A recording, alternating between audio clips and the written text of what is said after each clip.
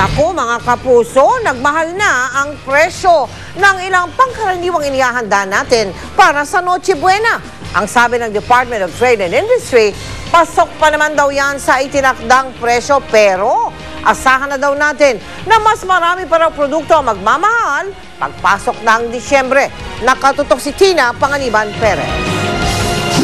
Karaniwang may hamon sa hapagkainan ng maraming pamilyang Pinoy tuwing Pasko. Pero kahit Nobyembre pa lang, ang Noche Buena favorite na ito, nagmahal na. Tumaas na rin ang presyo ng spaghetti sauce, mayonnaise at fruit cocktail.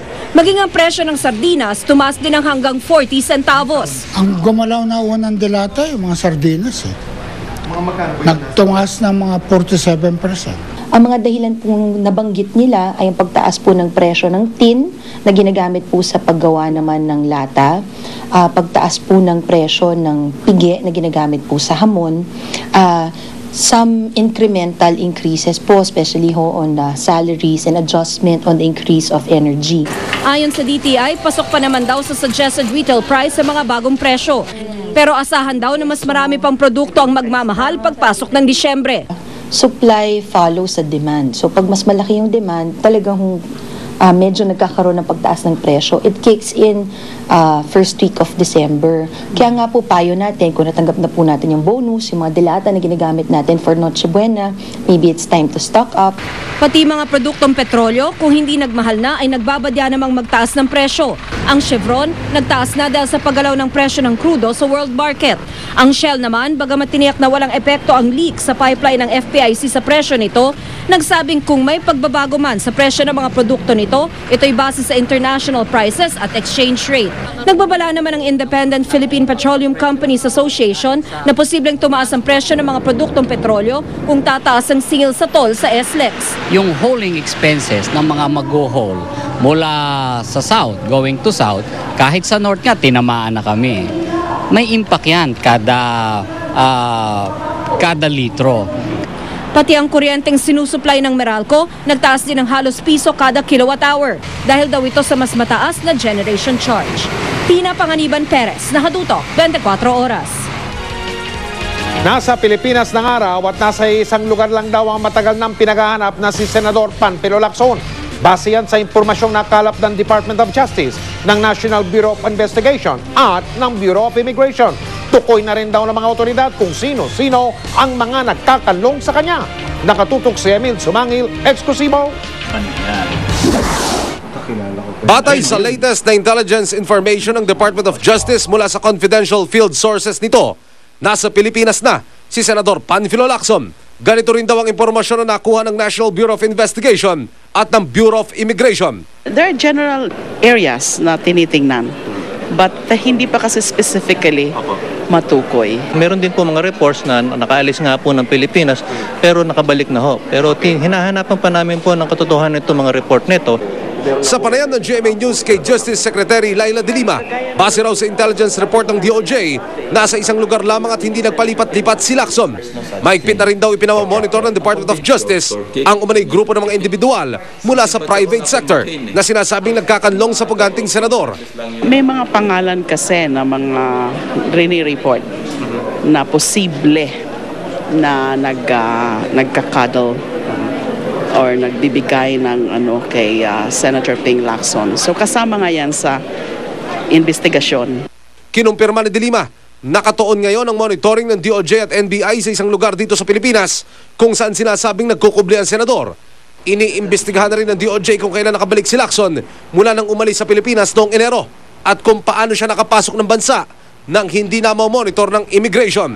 Ilang araw matapos siyang umalis sa Pilipinas, lumabas ang warrant of arrest laban sa kanya kaugnay sa Nasser Corbito double murder case. Una nang isinama si Lacson sa red notice list para mamonitor ng Interpol ang kanyang galaw sa ibang bansa. Ang feeling niya is being persecuted. Now that we have a new administration, those worries, those concerns ay hindi na dapat iniisip ni Senator Ping Lacson. Kailangan tulungan din niya ito kung naniniwala siya sa bagong gobyerno. Kailangan tulungan din niya ang bagong gobyerno na ipatupad ang rule of law. Tumangging magbigay ng pahayag ang mga abogado ni Lacson at mga staff niya sa GMA News hinggil sa sinasabing development na ito.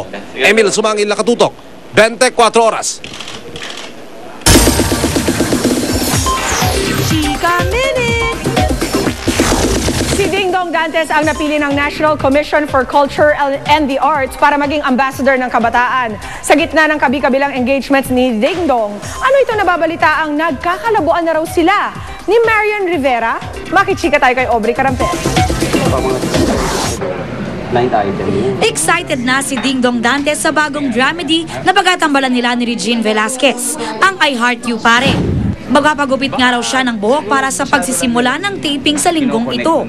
Abala rin si Dingdong sa pagiging Youth Ambassador. Katungkulang iniatang sa kanya ng National Commission for Culture and the Arts o NCCA. Pero lahat ito nag-uugat sa isa pang dimension ng pagiging celebrity ko na hindi lang pagiging actor, and that is my commitment, of course, to empowering the youth and of course to nation building. Masaya si Dingdong dahil naiuugnay niya ang bago niyang tungkulin sa advocacies niya sa Yes Pinoy Foundation. Dahil sa kanyang mga advokasya, natanong tuloy si Dingdong, may plano ba siyang pumasok sa politika?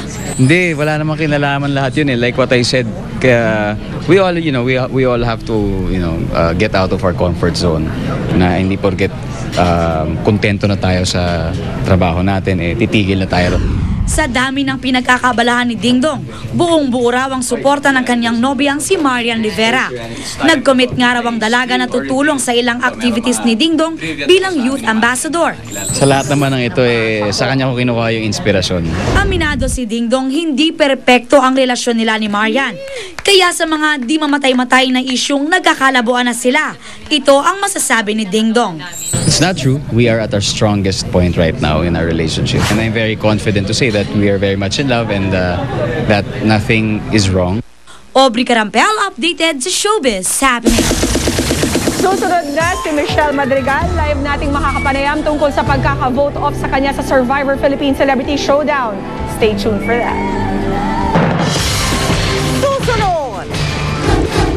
Manny Pacquiao ayaw paawat sa training. 6 na araw bago ang laban kay Antonio Margarito. Chance ang manalo sa pinakamalaking loto jackpot.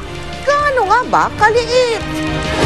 At ang mga pera, paano ba kikilatisin para malaman kung ito'y peke?